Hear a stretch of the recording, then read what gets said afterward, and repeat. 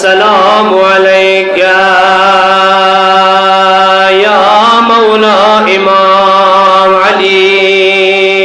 بن الحسين سجاد مولا سلام تو بندوین نیو خبر کربلا سفر دو کوفی و شام سفر بتو سنگی کڑے وی ایو زوی کی کفلا و دردا ظلمان زیان تا خیمی ولگولی طول ظلمان خیمو تنو وطن گرمی دے ایوار گرمی دے سجاد مولا گرمی تنوس حسین خلقنا گرمی تنوس دے بے نبی و نشی دا بتو سلی دلیوی واسپ نکنی چکل لگ ورمور بوندی رو شغاد ڈیری گرمیگی مولا چوک لگ پنوستی لاڑو خیمی سیر تلکی نسو شمر باندې خدای لعنت وکړه شمر راغله څو جملې ورته وویله سجاد مولا باندې ظلم لاس وچات کو سجاد مولا غزوی پرېږدولو تو براګر مې ته راغلو الله زدارو دغه ځای کې به دا جمله لږه واورئ کله سجاد مولا ګرمۍ ته کېناستو د حسین وړه بلبله سکینه راغله سجاد مولا سره نږدې ودرېده سیوری ورباندې وکړه ورباندې غږ ورباندې وکړو ما وړي لورې ډېره ګرمي ده ویلې ولاړه یې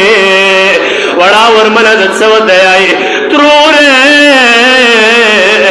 ما ورور د چوک سیوري ته نه پرېږدي زه به لږه سیوره ورباندې وکړم کیدای شي ما سیوري واجې نه زلونې سړي شي الله زدارو آغا مولا کله مدینې ته راغلو مدینې ته کله راغلو ذکر نه دا جملې واورېدې مدینې کې به کله لږ بهار ووتو که سبانو چولې باندې به راغلو که سبون به لګیا و ځناور به ضابه کول خو کسب ته به مخکې کېناستو یوه جمله به ورته ویله او کسبدار ته ویه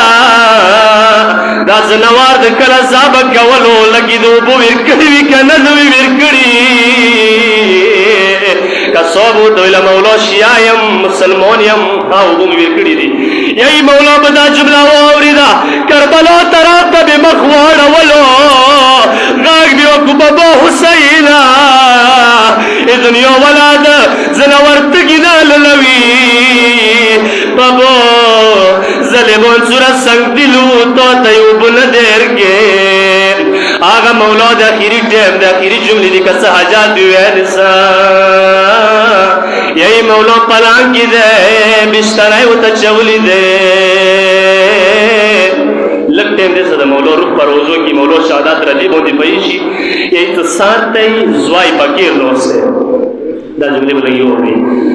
بکیر بوندے غاگ وگو مو بکیر زویا لگی سو خبری دتا گو لگا مال ور بوندی وکا ویلا قربان بابو ویا ویلا مو بکیر زویا ککی دایشی مو تنا لگا کزک لگ بخور بوندی وچا ودای د بابو ویلې د خورو نیوچو جن کدان د پلانګو کې خوان کوي بستری باندې د خوان کوي ودای د بابا کې زویا شوم خرابا مې یاد شو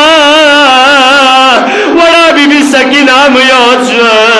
بابا کې زویا کله به وړي بیبي شهادت کیدلو مسترګي غړولي وړا بیبي بخور باندې کله و طرف واوخته کله بل طرف واوخته ما بکیر زویا زغړم جن کدان خور باندې وکړو